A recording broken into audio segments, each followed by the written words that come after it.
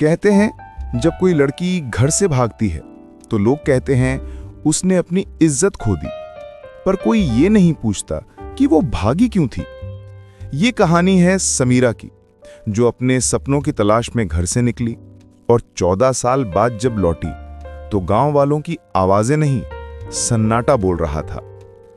रात के 12:30 बजे थे। पूरा गांव नींद में डूबा था। एक घर की खिड़की से धीरे धीरे एक साया बाहर निकला। वो थी समीरा, गांव के स्कूल मास्टर की बेटी। चेहरे पर आंसू, हाथ में एक छोटा सा बैग और दिल में डर और उम्मीद दोनों। धीरे से खुद से, अगर आज नहीं गई तो शायद कभी नहीं जा पाऊंगी।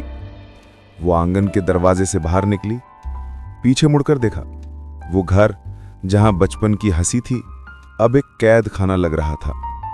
2 हफ्ते पहले समीरा ने अपने पिता से कहा था, पापा मैं आगे पढ़ाई करना चाहती हूं, शहर जाकर। मास्टर हरि प्रसाद की आवाज गूंज उठी, लड़कियां शहर नहीं जाती, किताबें पढ़कर क्या करेगी, घर संभाल, यही तेरी जिंदगी है।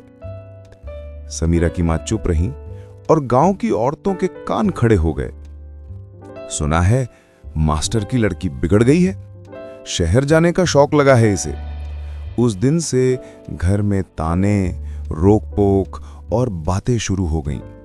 जब पिता ने शादी तय की, अगले महीने नरेश से तेरी शादी होगी, तो समीरा ने उस रात तय कर लिया, वो अब और नहीं रुकेगी। मैं भागूंगी, पर अपनी जिंदगी से नहीं, अपने डर से। बस की सीट पर बैठी समीरा ने पहली बार आजादी की हवा महसूस की। सूरज उगते ही वो लखनऊ पहुंच चुकी थी। पहले दिन स्टेशन के पास के शेल्टर में रही, फिर छोटे छोटे काम किए, कभी किताबों की दुकान, कभी ब्यूटी पार्लर, कभी बच्चों को ट्यूशन देना।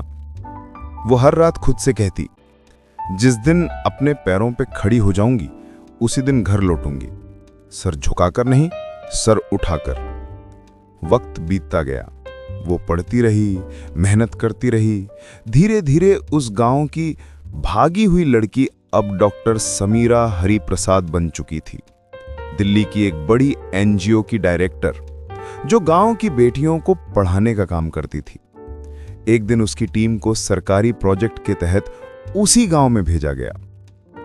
समीरा का दिल धड़कने लगा। 14 साल बाद वही रास्ते, वही मिट्टी, वही घर। क्या मैं सच में लौट सकती हूं? क्या अब भी वही बातें होंगी? जब जीप गांव में दाखिल हुई, लोगों ने एक दूसरे से फुसफुसाना शुरू किया। वो देखो, मास्टर की लड़की, अरे वही जो भाग गई थी, अब क्या मुंह लेकर आई है। पर अब समीरा डरती नहीं थी, वो मुस्कुरा रही थी, क्योंकि वो जानती थी अब वो कहानी बदलने आई है। समीरा अपने पुराने घर के दरवाजे तक पहुंची। दरवाजा खुला, सामने खड़े थे उसके पिता मास्टर हरि प्रसाद। चेहरा झुर्रियों से भरा, आंखों में उम्र की थकान। पर जैसे वक्त रुक गया, दोनों बस एक दूसरे को देखते रहे। समीरा धीरे से, पापा। हरि प्रसाद कांपती आवाज में, तू वापस आ गई? समीरा, हां पापा, घर लौट आई हूं। सन्नाटा, कुछ पल की चुप्पी, फिर पिता की आंखों से आंसू बह निकले। तू चली क्यों गई थी बिटिया? क्योंकि मुझे अपने सपनों का गला नहीं घोंटना था पापा। हरि प्रसाद नीचे देख रहे थे। शायद उन्हें एहसास हो गया था कि उन्होंने बेटी नहीं, एक ख्वाब खोया था। तू सही थी और मैं गलत।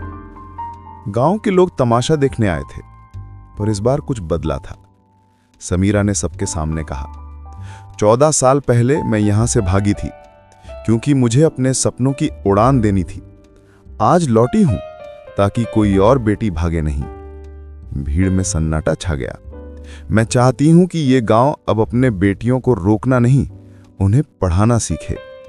उसके शब्दों में आग नहीं थी, सच्चाई थी। लोग सर झुकाकर सुनते रहे और फिर पहली बार किसी ने तालियां बजाईं।